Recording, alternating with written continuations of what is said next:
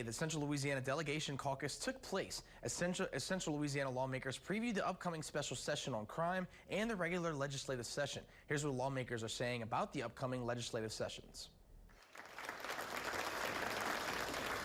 With only 7 days until the Louisiana legislature heads to Baton Rouge for the special session on crime, the Central Louisiana Delegation Caucus previewed what this upcoming special session could look like. And for Central Louisiana, that will be a boost for the Cenla delegation. And all of our members are on important committees where there's going to be a lot of issues related to Central Louisiana.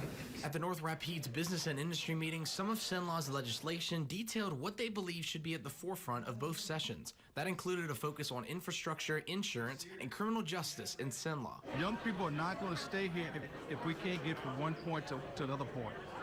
We want to continue to education, healthcare, roads, bridges, and we want to create jobs. And we want to create a culture where young folks stay.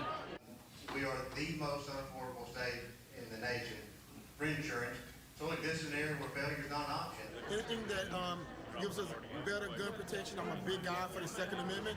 I'll be voting for those bills and other bills, other items. On February 8th, Governor Jeff Landry called the state legislature to meet for a special session focused on crime that he says is, quote, plaguing our state. The special session details 24 items that lawmakers will discuss and vote on in the coming days. But for Central Louisiana, many of those lawmakers in the delegation are on the same page. Collectively, I want you all to know that everyone sitting here, we all want the same things. That betters Louisiana.